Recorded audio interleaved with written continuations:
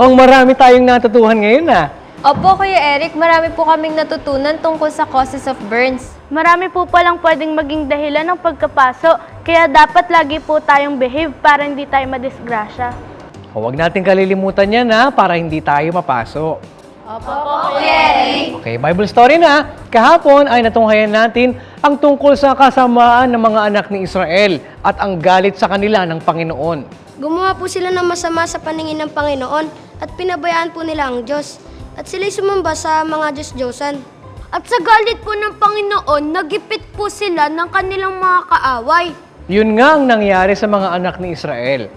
At sa pagpapatuloy ng ating kwento, ito ang sumunod na nangyari. Basahin natin sa Aklat ng Hukom sa 3:1 hanggang 11.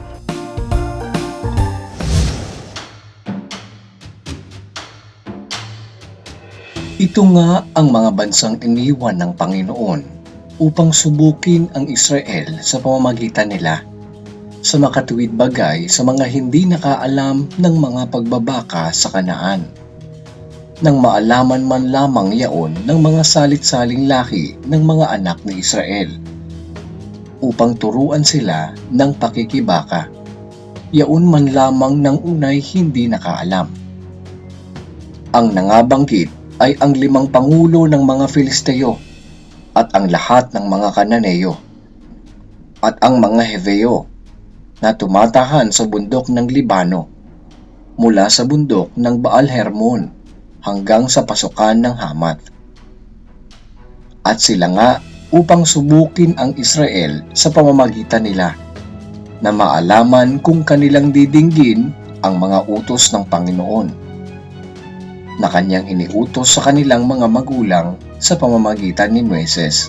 At ang mga anak ni Israel ay tumahan sa gitna ng mga Kananeo, ng Heteo, at ng Amoreo, at ng Fereseo, at ng Heveo, at ng Hebuseo. At kinuha nila ang kanilang mga anak na babae upang maging mga asawa nila, at ibinigay ang kanilang sariling mga anak na babae sa kanilang mga anak na lalaki, at naglingkod sa kanilang mga Diyos. At ginawa ng mga anak ni Israel ang masama sa paningin ng Panginoon, at nilimot ang Panginoon nilang Diyos, at naglingkod sa mga Baal at sa mga Aseroth.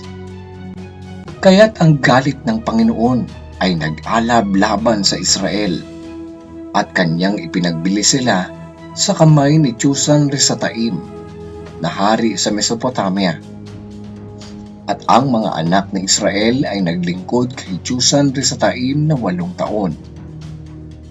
At nang dumaing sa Panginoon ang mga anak ni Israel, ay nagbangon ang Panginoon ng isang tagapagligtas sa mga anak ni Israel, na siyang nagligtas sa kanila sa makatuwid bagay si Othoniel na anak ni Senaz, na kapatid na bata ni Caleb. At ang Espiritu ng Panginoon ay sumakaniya, at siya'y naghukom sa Israel. At siya'y lumabas na nakibaka, at ibinigay ng Panginoon si Chusan-Risataim na hari sa Mesopotamia sa kanyang kamay. At ang kanyang kamay ay nanaig laban kay Chusan-Risataim, at nagpahinga ang lupain na 40 taon. At si Othoniel na anak ni Zenas ay namatay. Sa pagsubok po na ginawa ng Panginoon sa Israel, marami pong nangyari. At sa pagtira sa bansang nakapaligid po sa kanila, humantong po na kinalimutan po nila ang Diyos at naglingkod po sila sa ibang Diyos. At sa galit ng Diyos sa kanila, ipinagbili sila sa mga kaaway nila. Oo, tama kayo dyan. Pero ganun pa man, iniligtas pa rin sila ng Panginoon sa kanilang kaaway, sa pamamagitan ni Othoniel na naging hukom sa kanila at naging tagapagligtas sa kanila. Mahal po talaga sila ng Panginoon. Pero pagkamatay po ni Othoniel, ano po yung sumunod na ginawa ng mga anak ni Israel?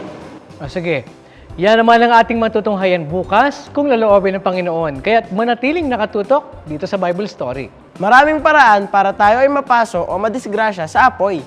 Pero mas marami naman paraan para ito ay malunasan at maiwasan. Pero higit sa lahat ng mga paraang ito ay ang pagtitiwala natin sa Diyos sa magagawa niya sa atin. Basahin natin ang nakasulat sa aklat ng Kawikaan sa 3 at Tumiwala ka sa Panginoon ng buong puso mo at huwag kang manalig sa iyong sariling kaunawaan. Naranasan nyo na ba ang fire drill? Bukas, kung laloobin ng Diyos, aalamin natin kung paano gumawa ng home drills. At ang kahalagahan ng paggamit ng smoke alarm. Abangan nyo yan, ha?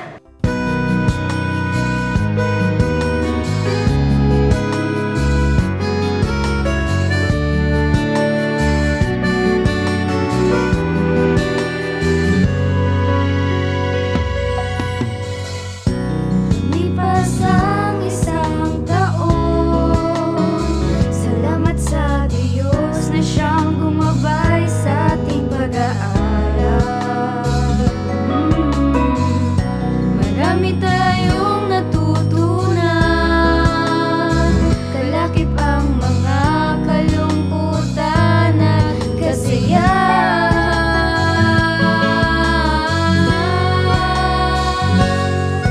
Kahit magpapaalam na muling magkikita, kaya't salamat sa'yo sa pagkakaibigan natin.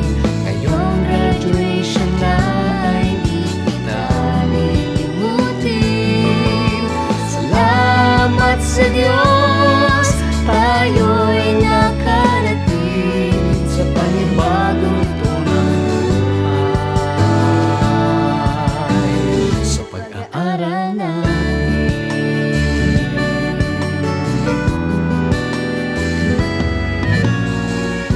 Manaming mga guro, salamat sa inyong pagtitiyagang kami maturuan. Marami kaming natutunan, kalakip ang mga kalungkutan at kasiyahan.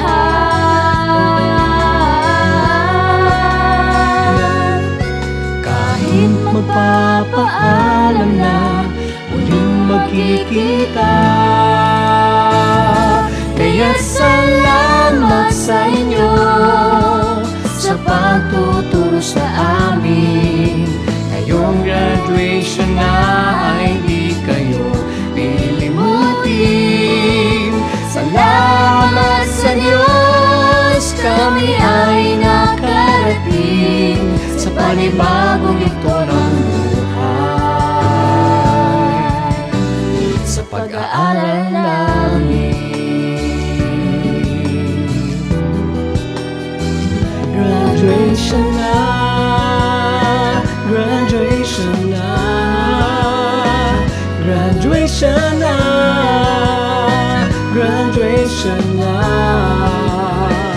graduation na, graduation na, graduation na, graduation na. Kaya't salamat sa iyo sa pagkakaibigan namin. Ngayong graduation na ay di kita lilimutin. Salamat sa inyo sa pagtuturo sa amin. Ngayong graduation na ay di kayo lilimutin. Salamat sa Diyos, kami ay nakarating sa panibagong ito ng buhay, sa pag-aaral namin. Salamat sa Diyos, tayo'y nakarating sa panibagong ito ng buhay, sa pag-aaral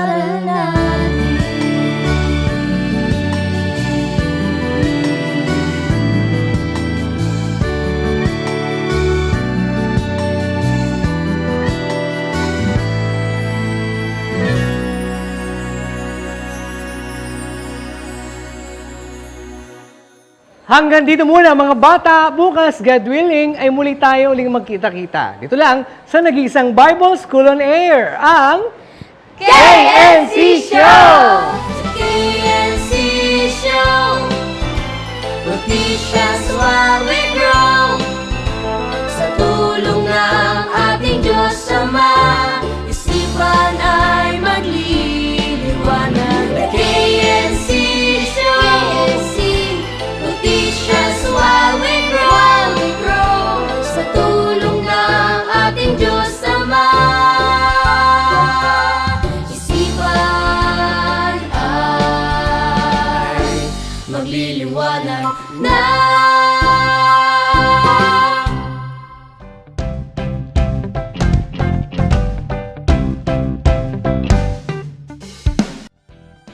At sa galit ng Diyos sa kanila, ipinagbili sila sa mga kakaway nila.